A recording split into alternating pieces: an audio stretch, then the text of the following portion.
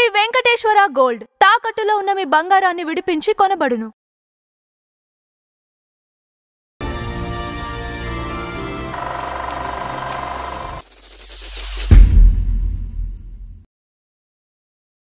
నమస్కారం నందా హరిచంద్రరావు గారు. నమస్కారం అంజబాబు గారు. దాసరి గారు అంత అంత వెలిగారు ఆఖరి నిమిషంలో అందరికి తెలిసిందే. ఓకే, సో అయితే పద్మ గారికి జరిగిన వర్ధంతి ఏదైతే ఉందో అది ఈయనకు జరగలేదేమో అనిపిస్తుందండి. చాలా కరెక్ట్ గ్రహించారు. అందుకే చాలామంది తెలుసుంటుంది ఇది జరగదు కూడా అని ఆయనే ఎక్స్పెక్ట్ చేశాడు. ఆయన బతుకున్నప్పుడు ఆయనే చెప్పాడు. ఆయన ఎందుకు చెప్పారంటే, ఒక పద్మ గారు మరణించారు, ఆ బాధ నుంచి తట్టుకోలేకపోయారు, అందరూ వచ్చి ఓదార్చారు ఆయన్ని. అంటే ఎవరు ఓదార్చినా కూడా పద్మగారు లేని లోటు తీర్చలేందే, అది అందరికీ తెలిసిందే.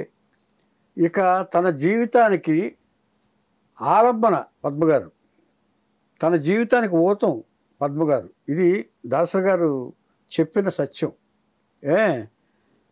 తన పిల్లల తన పిల్లలు పెరగటానికి తను పట్టించుకోకపోయినా ఆవిడే కారణం.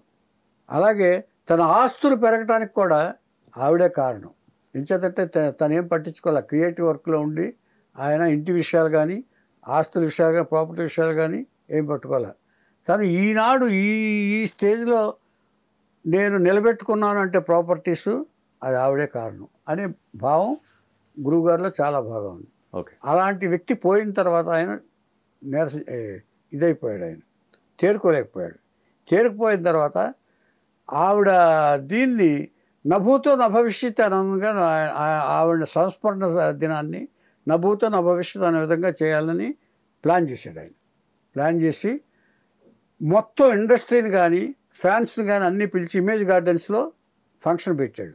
ఫంక్షన్ పెట్టి అంతకుముందే సమాధి బాగా కట్టేవాళ్ళు ఎవరు, నాకు మెడ్రాస్లో ఎంజీఆర్ గారి సమాధి ఎంత వెడల్పు ఉంటుందో అంత వెడల్పైన సమాధి, ఆ సంస్మరణ దీనిగా ఈ గుర్తొచ్చేటట్లుగా ఆయన సమాధి కట్టాలి, ఎవరన్నా మంచి ఆర్కిటెక్చర్ని పిలవండి అని చెప్పి, ఇంజనీర్ని పిలవండి అని చెప్పి పిలిపించారు.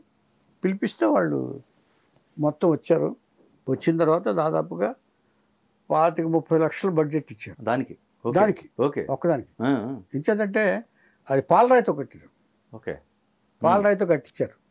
అంటే ఇంత ఏరియా తోటంతా అయిందే కదా, అది ఒక ప్లేసు సెలెక్ట్ చేసి వాస్తు ప్రకారం ప్లేస్ సెలెక్ట్ చేసి ఈ చివరి నుంచి దాదాపుగా 20 ఫీట్ 25 ఫీటు పొడుగు వెడల్పు మొత్తం ఇదంతా. ఇది ఇక్కడి నుంచి కింద నుంచి మెట్లు, దాని నుంచి దారి కూడా రోడ్డు కూడా వేశారు. ఓకే, ఏది వచ్చి అతిథులు రావడానికి వాటికి. ఇంత చేయటానికి 25-30 లక్షలు, దాదాపు 50 లక్షల లోపు బడ్జెట్ ఇచ్చారు. ఉంటారు కదా మనవాళ్ళు, అసలు డబ్బులు ఏదో వాళ్ళ జేబుల్లోంచి బయటికి వెళ్ళిపోతున్నట్టే ఫీల్ అవుతారు వాళ్ళు. ఏమండి ఎక్కువ చెప్తున్నాకుంటా ఇంత అవసరం అండి సమాధికి అన్నారు. విపరీతమైన కోపం వచ్చింది దీనికి. ఏమనుకుంటున్నారా ఆవిడ, ఏమనుకుంటున్నారు? దాసనారాయణరావు భార్య, దాసనారాయణరావు స్టేటస్ ఏమిటి, దాసనారాయణరావు ఇదే. అంచేత ఇదంతా ఆవిడదేనయ్యా, డబ్బులు లెక్కేస్తారేంటి? ఇవాళ నేను ఇంత ఖర్చు పెడుతున్నా అంటే నేను ఉన్నాను కాబట్టి, నేను బతుకున్నాను కాబట్టి నా భార్యకి ఇంత ఖర్చు పెడుతున్నాను. నేను పోయిన తర్వాత నా బిడ్డలు కానీ ఎవరు కానీ నా వాళ్ళు కానీ మీరు కానీ ఎవరైనా ఇంత ఖర్చు పెట్టి నాకు చేస్తారా? మీరు కనీసం ఫంక్షన్ చేస్తారా? మీరు చేయరు. అందుకని ఇవాళ నా భార్య స్మృత్యర్థం నేను ఇంత చేస్తున్నానంటే అది నా కృతజ్ఞత, నా భార్య పట్ల నాకున్న ఇది. అంచేత మీరెవరో చెప్పొద్దు, ఎందుకంటే రేపు చూస్తారు. నేను ఇవాళ చెప్తున్నాను, నాకు ఇలా జరగదు. నాకు కనీసం 6 అడుగులు సమాధి కట్టారంటే నాకు డౌటే, నాకు నమ్మకం లేదు.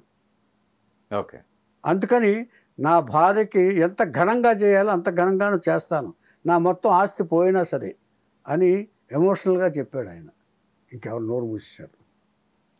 ఇది ఆయన యొక్క అమ్మ పోయినప్పుడు ఏడ్చాను. ఎందుకంటే ఒక మాట అన్నాడు ఆయన, అమ్మ పోయినప్పుడు ఏడ్చాను, కారణం అమ్మ పోయినప్పుడు ఏడవలేదు, కారణం నా భార్య పద్మ ఉందని. పద్మ పోయేటప్పుడు ఏడ్చినా కూడా ఇప్పుడు పద్మ రాదు, ఇప్పుడు నేనేం చేయాలి అనేది ఆయన రాసుకున్నాడు ఆయన. ఓకే. అంచేత ఆయన వర్ధంతి రోజున చెప్పుకోవాలంటే ఆయన నిజంగానే ఆయన దాసరి నారాయణరావు గారికి తగినట్లుగా అంత్యక్రియలు జరిగాయి కానీ గవర్నమెంట్ ఉండటం వల్ల మొత్తం అందరూ వచ్చారండి. చాలామంది రాజకీయ నాయకులతో సహా కొంతమంది వచ్చారు. రావాల్సిన వాళ్ళు చాలామంది రాలేదు, ఫారిన్లో ఉన్నవారు అది అన్నారు. కానీ జరిగినాయి. కానీ ఆ తర్వాత కార్యక్రమాలు సంవత్సరంకి ఎలా జరిగిన ఇండస్ట్రీ పెద్ద ఆయన ఆ రీతిలో జరగలేదు. ఏ తూతు మంత్రంలాగా ఆయన సంవత్సరకం ఎలా చేయాలండి, సంవత్సరకం ఫస్ట్ ఇయర్ తూతు మంత్రంలాగా చేసి 11వ రోజు తూతు మంత్రమే, సంవత్సరం రోజున ఒక 200 మందికి మాత్రం భోజనాలు పెట్టి సరిపెట్టేశారు. ఇది ఆయన దుస్థితి. అంచేత వర్ధంతి రోజున మా గురువు గారిని ఈ స్థితిలో చేసినందుకు మేము క్షమాపణ అడుగుతూ, మేము కూడా ఏం చేయలేకపోయాం కాబట్టి అంచేత ఆయన వర్ధంతి రోజున ఆయన నివాళులు అర్పిస్తున్నాను.